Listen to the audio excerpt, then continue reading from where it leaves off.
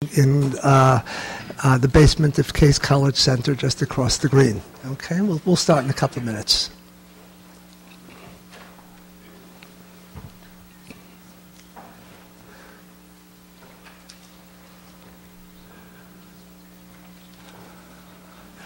Well, in this evening's reading, Anna Moore will introduce Tom Healy, and then I'll introduce Amy Hempel. Anna Moore. Ready? Oh.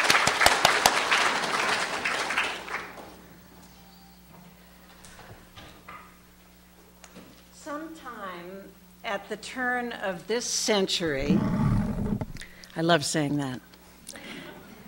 Sometime at the turn of this century, I was invited to a party in a glamorous apartment on 9th Street in Manhattan, a publication celebration for a book of erotic photographs only of men. The party seemed only of men as well, crowded with slender, beautiful creatures, all dressed in black.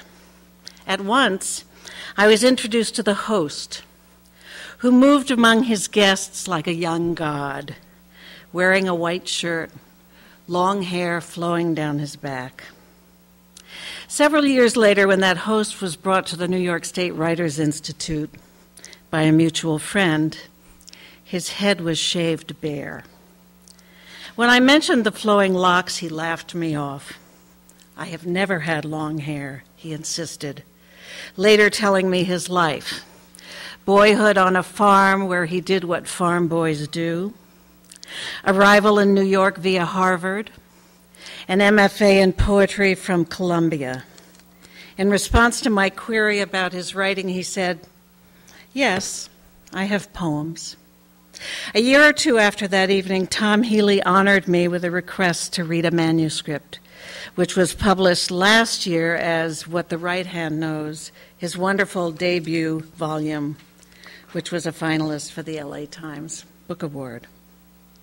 When asked to introduce Tom Healy, who lives quite near a bookstore whose poetry shelves I obsessively haunted in the early 1970s, I thought of the poems of Constantine Cavafy, which I first discovered at that bookstore, a shiny, dark paperback translated by Edmund Keeley and Philip Sherrard.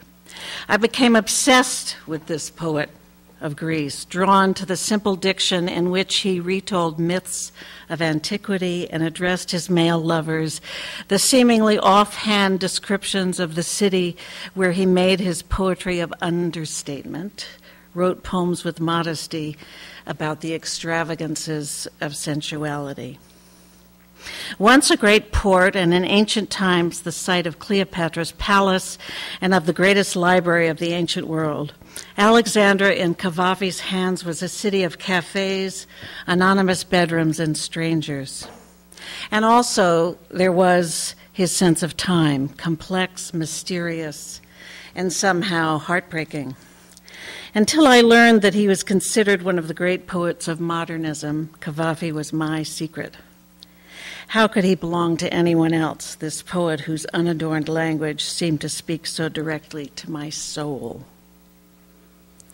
Like in this poem, On Board Ship. It's like him, of course, this little pencil portrait. Hurriedly sketched on the ship's deck, the afternoon magical, the Ionian Sea around us. It's like him. But I remember him as better looking. He was sensitive almost to the point of illness, and this highlighted his expression. He appears to me better looking now that my soul brings him back out of time. Out of time. All these things are from very long ago. The sketch, the ship, the afternoon. That's Cavafy, born in 1863. The poems of Tom Healy, born in 1961, bring to life another great port city, long after the demise of its sea trade, soon after the plague of AIDS and the cataclysm of 9/11. While Healy has been an art dealer and an arts administrator, and may be again, Cavafy for 30 years held a government clerical job on successive one-year contracts. And while I imagine Cavafy writing by hand in an ill-lit room, I see Healy at his Mac Air, his writing life as almost halogen lit, so vivid are its colors. So where do these two poets meet? As in Cavafy, there is in Healy a finely wrought language which is nonetheless grounded in the vernacular, and there are the references both to a mythic, larger world and an erotic present. In Cavafy, to figures from Greek antiquity and a life with fugitive lovers. In Healy, to a goddess by the name of Lauren Bacall, and a life with a longtime partner that spans at least 3 cities, New York, Los Angeles, Washington, D.C. In the work of these poets, the consequences of love, even the most fleeting love, are held in serious regard, a regard so elemental it must be couched obliquely, almost wistfully. Here is Healy's living on someone else's money, in which ever-present flowers on the table become extravagances you don't admit you take for granted or sometimes take for granted. Flowers and this panic. It's that panic, I'm thinking now, that brought Cavafy to mind. What is that panic but a fear of loss, which vibrates right next to a fear of death, that condition of utter loss? In Cavafy, the presence of that condition is often expressed as a nostalgia indistinguishable from regret, a sentiment which holds within it the certainty that an opportunity has passed for good. In Tom Healy, it's a continuo that moves beneath the poems, as in The View from Here, which ends, "But relax, love, into this world we're finding," and the perfect hurt of how it turns. Tom Healy.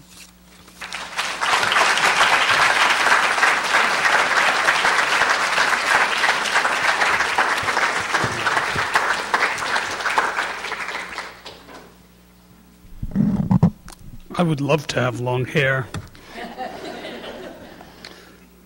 If anyone's going to make you better looking than you are, it's certainly Honor Moore. Thank you, Honor, for that eloquence. And Honor was one of the great 2 readers of my book to bring it into being, and the other is Peg Boyers. And I can tell you all who are writing here that even an old man can get it done. So I learned to write here this summer a number of years ago, and I treasure this place.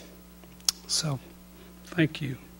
I'm going to read some poems that are going to be part of my new chapbook that's called Bruise. And I don't know what it says, but I put these all on my iPad and it shattered. And I taped it together, so it should work. This first poem is a collage poem, and I've written it for John Ashbery. It's called Craigslist. In response to your ad for a Manhattan gay couple seeking a live-in housekeeper, funny, I'd be perfect for your position. I am gay, white, male, in my early 30s, but looking much younger, I might add. There is nothing I cannot do. I've arranged dinner parties for 20 plus, and my creative decorating abilities, especially at the holidays, you would be amazed. I would like to think I have sophistication and style, and I'm licensed in cosmetology, so I can do your hair. I was born and raised here and know where everything is. I've worked as a case manager in several different agencies, and I am burned out. I'm a smart young man from a small town in Oregon. I'm happy to work in my underwear, if that helps. Now, about me personally, I committed a crime 15 years ago. I'm an intellectual, and as it happens, I have a great aesthetic need. I would like to be your housekeeper because I'm an English-speaking citizen. I would like to be your housekeeper because, well, you know why. I am pet-friendly, but not really child-friendly. I've attached 2 hot pictures of me. One is recent, one is a little older. You choose. As the youngest of 7 children growing up in a house with 15 relatives in northern New Jersey, I am very deserving of this position. Dearest you, I am a former homeowner and service manager for a swimming pool company with a love of female impersonation. I live full-time as a woman. I am bondable with no criminal history and a nice car. My first employment ended with the couple's death. The second position terminated because of bankruptcy. I do not know many people. It's better to call me day or night. The best thing about me is that I am calm because I am recently widowed. My husband had a 125-pound dog, so you can imagine my experience with both 2- and 4-legged creatures. Animals aren't a problem. I have a rabbit. I also have top-secret military clearance. People describe me as immaculate and versatile. They are right. Hands-on, hands-on, hands-on.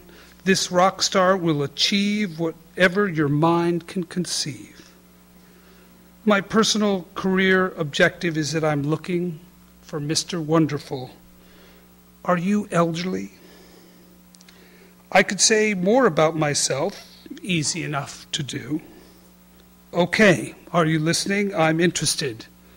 Call me.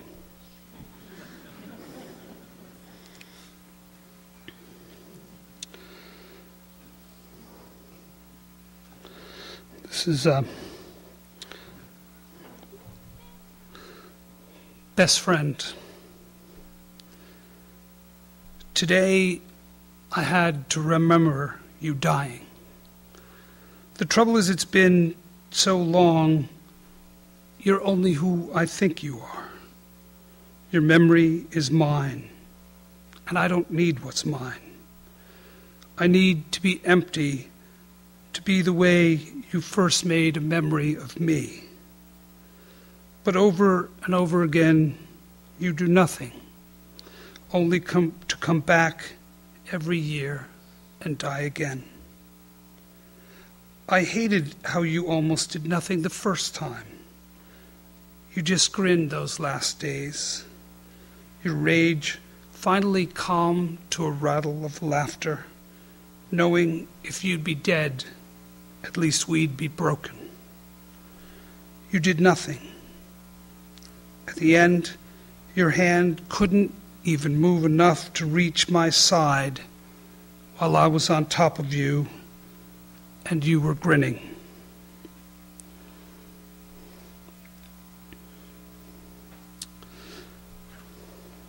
Man to man. My father and I sat in the living room of his mobile home, sunk in 2 fat, shapeless recliners that used to have a matching sofa. We were pitched slightly back, suspended in the odd way suburban furniture leans towards helplessness, but angled enough to one another for corner-of-the-eye conversation had we wanted. We faced the television with our beers. The sound was off. But the sun drew a sheet of music on the thin aluminum slats of the room's one long window. And we could see out to the birds at the feeder on the pole in the asphalt yard. We could see music we would never speak, men we would never be.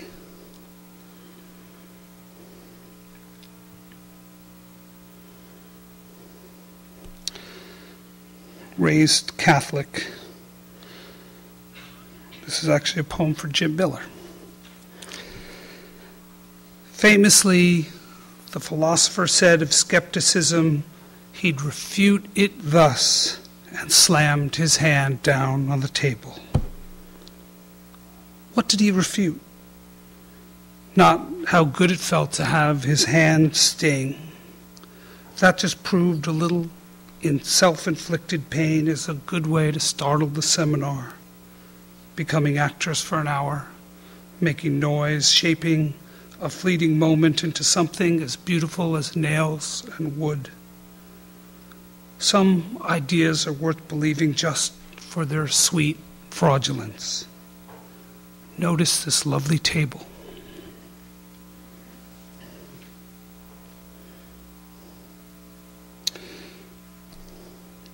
I have a nephew who asked me, why is it that people say your heart can be broken if the heart is a muscle? It doesn't seem to me it can break. So I wrote this poem in response. It's called Torn is Not Broken. You might blade the heart, short, black thrusts. You might cross-cut, dissect, rip, sever, set it out on a paper plate to watch the peck and flee, small yellow birds on the porch. Feed the dogs, boot heel or acid burn the muscle. Starve it, freeze it, wrap it in wire. Rot, waste, weaken. But torn is not broken. My brother asked me not to read that to my nephew.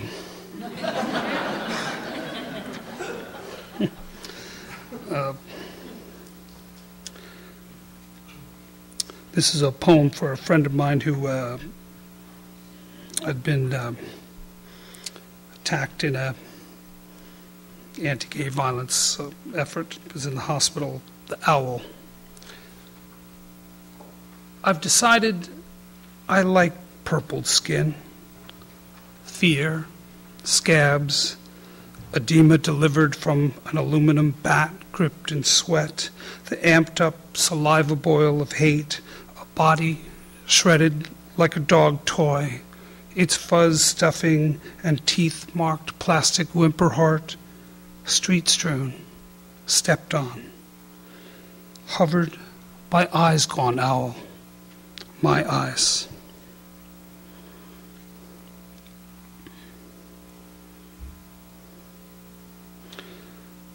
Stand in the corner. There is the childhood your parents gave you, the childhood you begin to have enough distance from to think its mirage is really water. And there is true childhood, which has invented you and holds you here, cradling you, pinned to the wall.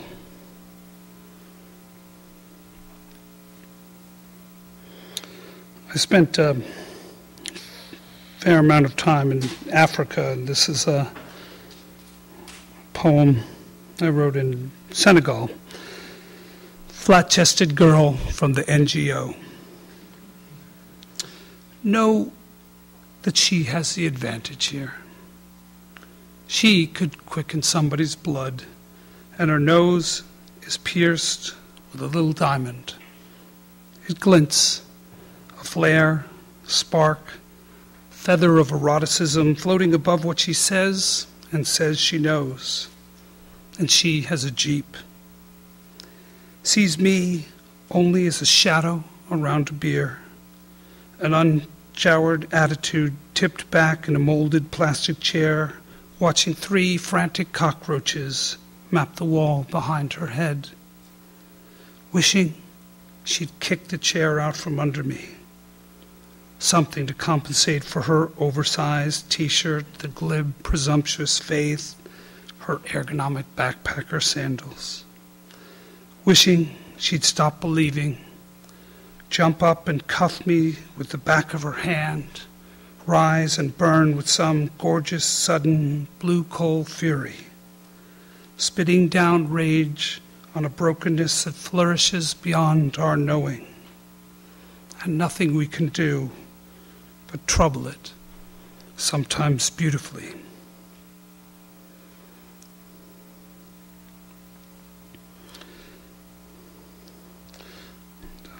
one last poem. Every curved and graceful letter. There is a spelling bee on television, and a soft, elaborated boy in a bow tie and cardigan sweater is faltering on the word bedizened. There are audience reaction shots, a knowing mood and murmur, smirks among the other parents, even the judges. It is as if this boy has been caught at home in his mother's mirror, a mother who doesn't have the jewelry or dresses he'd want her to have. And so he's put on her nightgown, through which he can see and touch himself, and a pilled winter scarf that scratches his neck.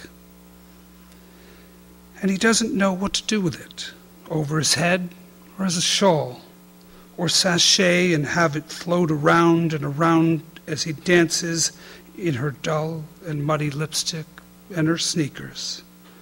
Enough because they are hers, because people already think he is his mother when he answers the phone, and he has her eyes, and he's never told her she's beautiful. But his silent turning into her is enough.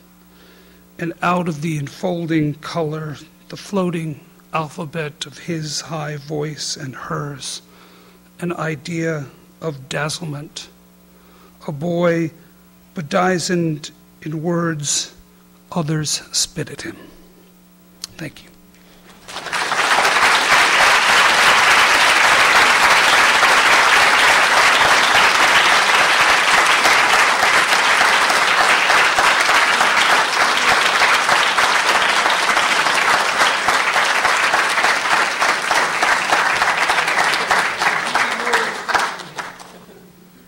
Thanks, Tom.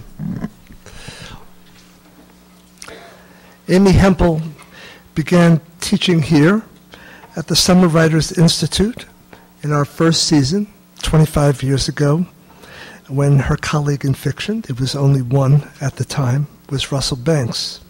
Even then, when she was the author of but a single slender volume of stories called Reasons to Live, it wasn't easy to get at what Amy was up to in her fiction.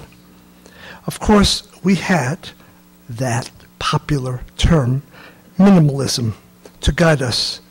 But even then, we mistrusted it, thought it put the emphasis on brevity and the refusal of content when the effects, often very powerful effects, of an Amy Hempel story were a function of other qualities. Nowadays, it is customary to find that term, minimalist, repudiated for a whole host of reasons. And though these reasons are themselves often dubious or bizarre, the term somehow sort of persists. One of Amy's most enthusiastic readers, herself a very good writer, contends that when you read through Amy's collected stories, all 50 of them, quote, the stories seem in the aggregate to more closely resemble a wonderful, rambling novel. To which I can only say, no. Not so. Not even a little bit true. Though I suppose you do get points for gamely putting to rout the epithet minimalist and making Amy into the author of a long, rambling novel. To be sure, Amy's collected stories make up a generous and expansive volume, but a good reader's experience of each individual story is not that it is expansive, or even that it is generous with the sort of information we get in most novels, nor does Amy's fiction ever ramble. And so, what's wrong then with that word, minimalist? Mainly that it suggests a reluctance to permit into the atmosphere of a story the depth of feeling we associate with fictions we love. Minimalism most often called to mind an aesthetics of withholding that referred not only to information and context, but to emotional range. And yet, was clear, even in that first volume of Amy's, that emotion was, to a considerable degree, very much present, even in works whose apparently casual or breezy or jokey surfaces seemed to say that emotion was to be kept at arm's length. There is, to be sure, a sort of a screen or a filter that impedes easy access to the feelings that matter in a Hempel story. She makes her reader work to infer the feelings that are frequently feared or buried too deep for ready access. The readers have noted subtle shifts in Amy's work as she has gone from volume to volume. Almost any one of her stories will demonstrate her characteristic moves and urgencies. Open the dog of the marriage to the first story in the volume, not quite 3 pages long, a story entitled Beach Town. And you read on page 2 the words, "I had no fellow feeling." And then you take in the charge of powerful fellow feeling that quietly, unmistakably unfolds in the apparently random conversation that ensues. But of course, nothing is ever random in an Amy Hempel story. A cliché spoken with conviction signals by implication that what might instead have been said is profound and powerfully moving. Everywhere the writer demonstrates how even smart and articulate people mainly miss or fail to articulate what counts. So that really, whether spoken or implied, everything matters in a Hempel story. And the pleasure you take in it has always to do with the gap between what looks to be there and the freight of implication and emotion that is actually there. Quote, "I am often moved to tears when the lane I am in merges with another," says the narrator of a story called Jesus is Waiting. So that we think to ourselves, this person, who is a creature of the open road, is a strange sort of being, given to somewhat absurd and usually empty utterances. Utterances like, "I am often moved when the lane," and so on, merges. But then you read just a sentence further along, quote, "On the day before a holiday, you feel you have a destination just by being on the road with so many people who do," unquote. And the sadness or grief so central to the exhilarating fiction of Amy Hempel comes over you. Amy Hempel.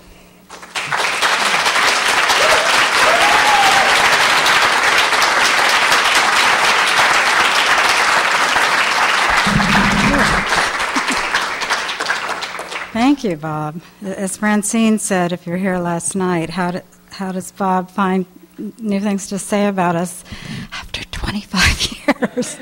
And it's been a huge honor to come back so many times over that period of time, and it's been an important source of continuity in my life, and I know in the lives of many other people. It says a lot about a program, not just when students return, but when the faculty is really happy to come back year after year after year after year after year.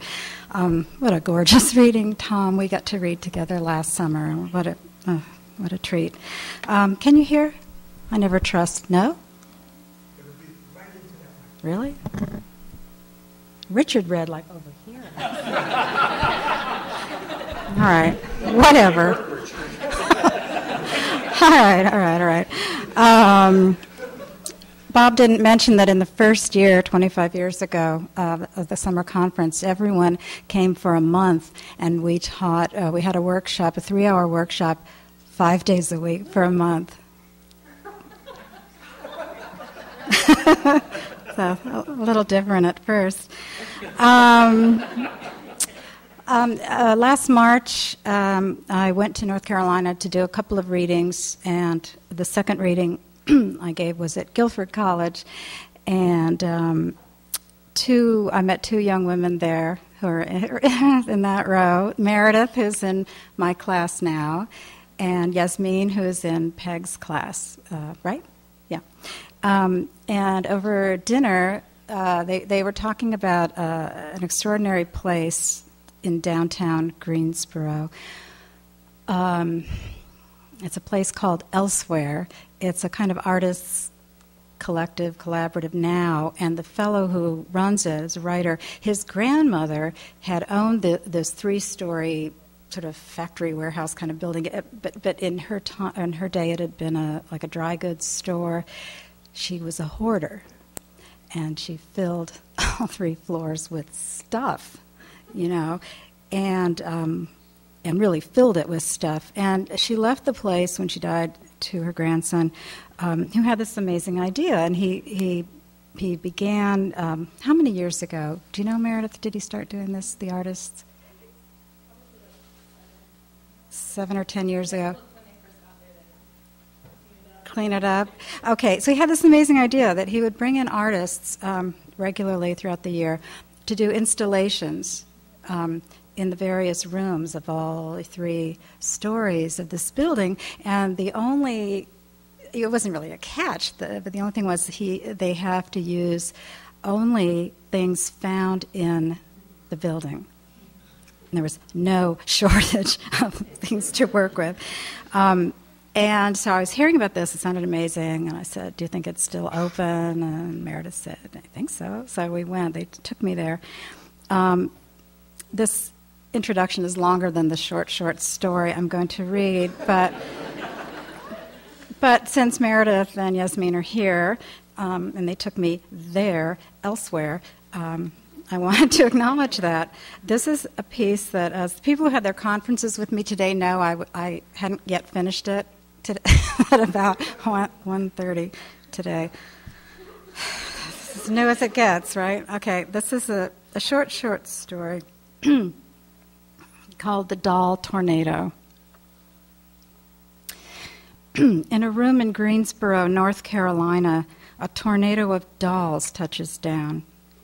Dolls form the spout and darken the room with all that has been pulled into the funnel of dolls that has sucked up also a telephone, a xylophone, and the dolls are either whole or missing limbs, missing eyes, or have eyes locked open and hair on end.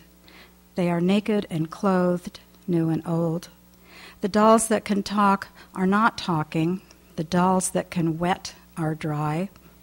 The cloud of dolls is somehow suspended from the ancient factory ceiling on the 3rd floor of a building that, if it ever caught fire, would go up like that. The dolls are no longer dolls, they are weather, storming into a room in the town where, down the street, a famous Woolworth's 5 and 10 is a civil rights museum. The lunch counter preserved, where 4 black students waited to be served on the first day of February 1960. You buy a ticket to get in to see it, and you buy a ticket for the doll tornado, and it's worth the price of admission both times to see what is commonplace now as it thunders back down.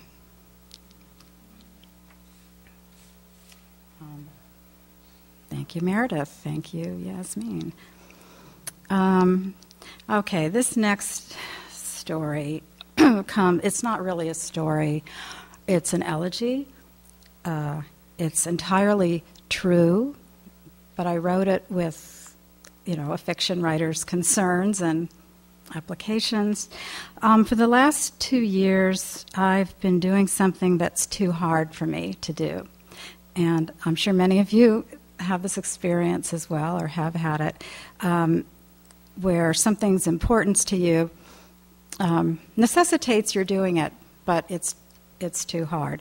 And I was talking about this some time ago with a very wise friend and I said, how will I do this? How do I keep doing this? And she said, well, doing it makes you able to do it, which I thought sounded kind of zen, and I think it turned out to be true. The work I'm just going to describe here, I've had many responses to it, and I guess the 2 most recent are this piece and two other of the volunteers you'll hear about in a moment, and I started a nonprofit as a result. So here goes. It's a story called, or an elegy called, A Full-Service Shelter. It has an epigraph from one of my favorite stories by Leonard Michaels, much missed person and writer long associated with this conference. I'm sure a lot of you know the story. In the 50s. There's a sentence, it's a list story of all the things the narrator presumably did in the 50s. And early on in the story, the narrator mentions having personal relationships with, I think, 35 rhesus monkeys in a laboratory in Ann Arbor. And there's the line that's the epigraph. He's talking about the monkeys. The narrator, he says, "They knew me as one who shot reeking crap from cages with a hose." Leonard Michaels. "They knew me as one who shot reeking crap from cages with a hose and liked it, and would rather do that than go to a movie or have dinner with a friend. They knew me as one who came 2 nights a week, who came at 4 and stayed till after 10, and knew it was not enough, because there was no such thing as enough at the animal shelter in Spanish Harlem that was run by the city that kept cutting the funds.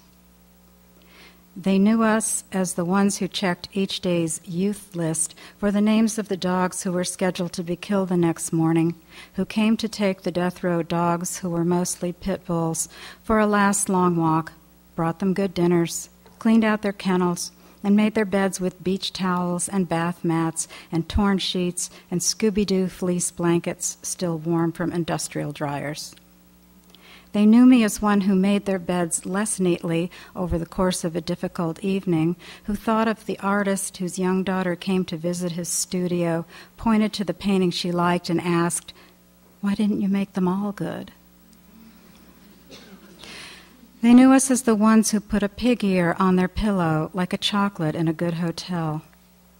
They knew us as vegetarians who brought them cooked meat, roast turkey, rare roast beef, and honey-glazed ham to top off the canned food we supplied that was still better than dry, which was what they were fed there.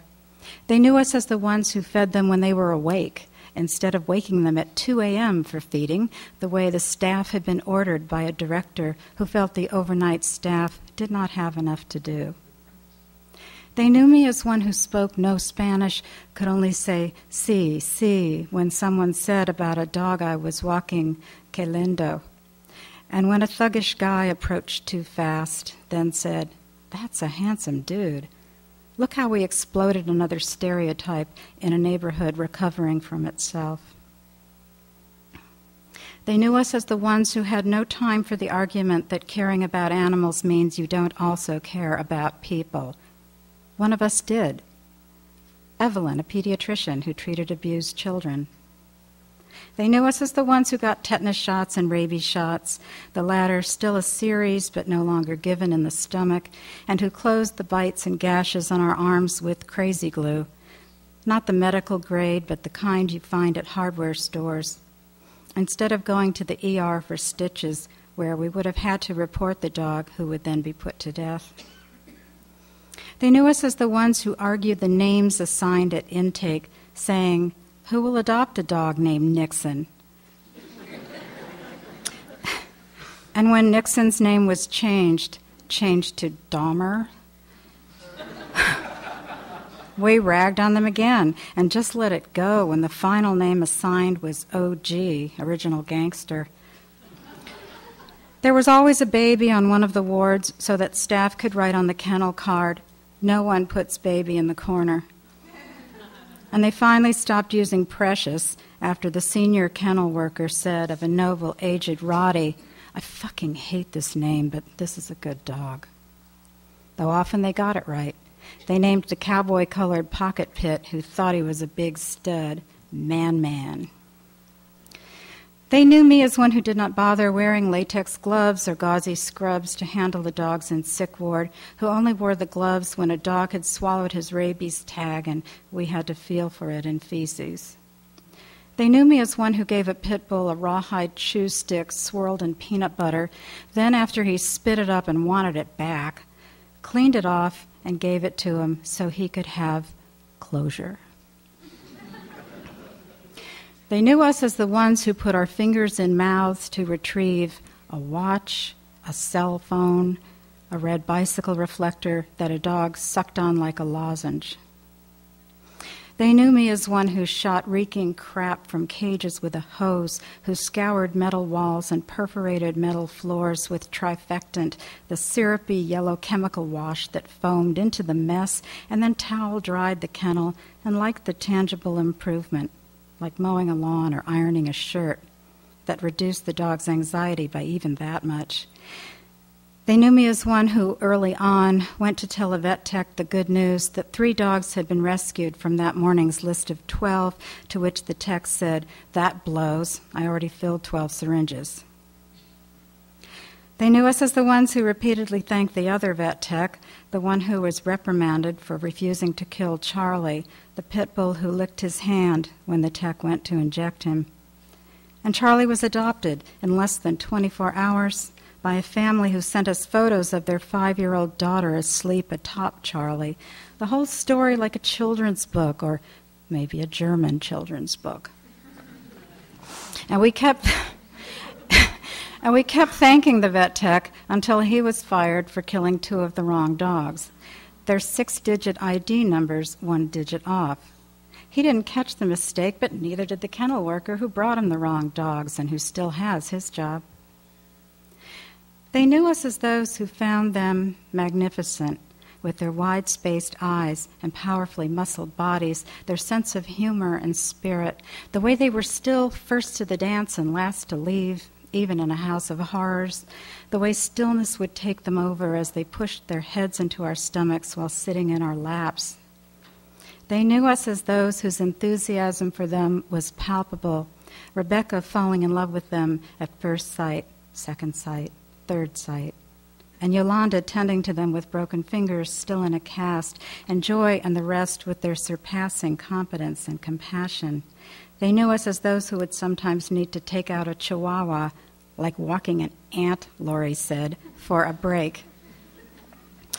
They knew us as those who didn't mind when they backwashed our coffee, when they licked the paper cup the moment we looked away. They knew us as volunteers who worked for free, who felt that an hour stroking a blanket-wrapped dog whose head never left your lap and who was killed the next morning was time well spent.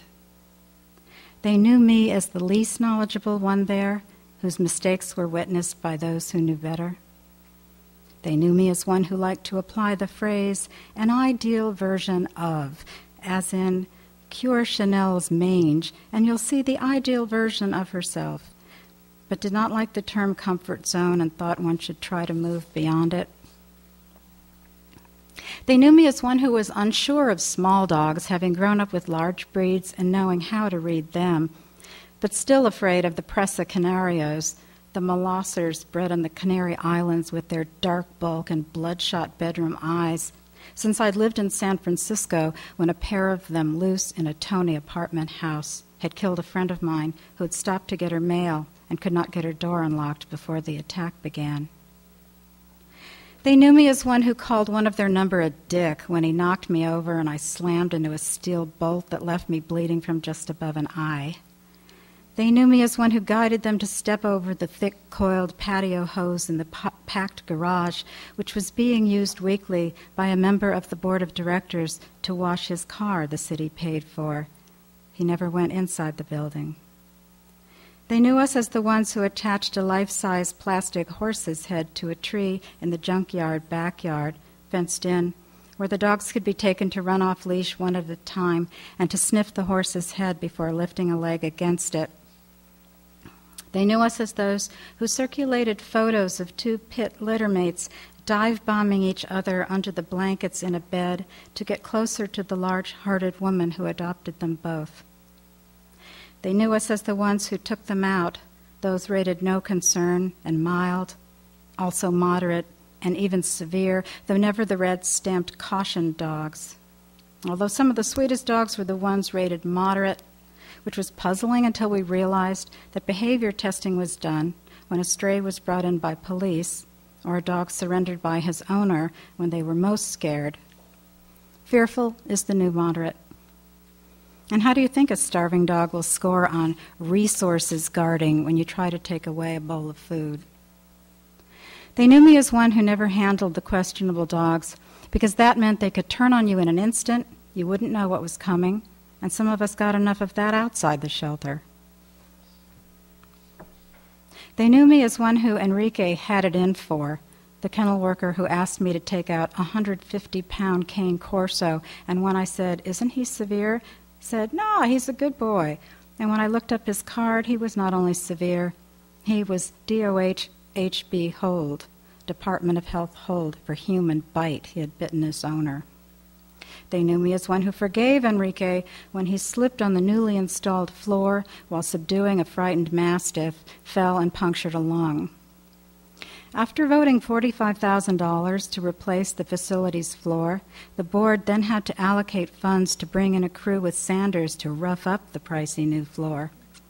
The allocated funds were diverted from supplies, so kennel staff had to ask us, the volunteers, for food when they ran out, because feeding the dogs had not factored in the board's decision. They knew me as one who held the scarred muzzle of a long-nosed mutt in sick ward and sang, "There is a nose in Spanish Harlem," until he slept. They knew me as one who refused to lock the padlocks on their kennels, the locks a new requirement after someone stole a puppy from small dog adoptions and which guarantee the dogs will die in the event the place catches fire. They knew me as one who asked them stupid questions. How did you get so cute? And answered the questions stupidly, saying on behalf of the giddy dog, "I was born cute and kept getting cuter." They knew me as one who talked baby talk to the babies and spoke in a normal voice about current events to those who enjoyed this sort of discourse during their one-on-ones. I told an elderly pity about the World War II hero who died in his 90s this year in a Florida hospital after having been subdued while in emotional distress by the use of a metal cage that was fixed in place over his bed. The Posey cage had been outlawed in Eastern Europe, yet was still somehow available in Florida. Caged in the space of his bed, he died like a dog, people said. They knew us as the ones who wrote Congress in support of laws made necessary by human cruelty and named for canine victims Oreo's Law, Nitro's Law, the law for the hero dog from Afghanistan, and that's just this year. They knew me as one who loved in them what I recoiled from in people, the patent need, the clinging, the appetite. They knew me as one who saw their souls in their faces, who had never seen eyes more expressive than theirs in colors of clover honey, root beer, riverbed, and the tricolor cracked glass eyes of a Catahoula, rare to find up north. They knew us as the ones who wrote their biographies to post to rescue groups, campaigning for the rescue of dogs that we likened to Cleopatra, the Lone Ranger, or Charlie Chaplin's Little Tramp, to John Wayne, Johnny Depp, and of course Brad Pitt, asking each other if we'd gone overboard or gone soft like Lennian of Mice and Men. They knew us as the ones who tried to gauge what they had been through, as when Laurie said of a dog with shunts draining wounds on his head, he looks exhausted even when he's asleep. They knew us as the ones who wrote letters to the mayor pointing out that the Department of Health vastly underestimated the number of dogs in the city to clear themselves of charges of misconduct for failing to license more. The political term for this is inflating their compliance record. They knew Joy as the stellar investigator who told the rest of us that the governor helped boost the state budget by helping himself to funds that had been set aside to subsidize spay-neuter services throughout the state. They knew that. They seemed to know that. just as they seemed to appreciate Joy's attempt to make a new worker understand that staff had not forgotten to write down the times they'd walked certain dogs, that the blank space under dates on the log sheets 3 days in a row meant that those dogs had not been walked in 3 days. When the budget was cut by $1.5 million, Joy began, but the new worker did not believe her.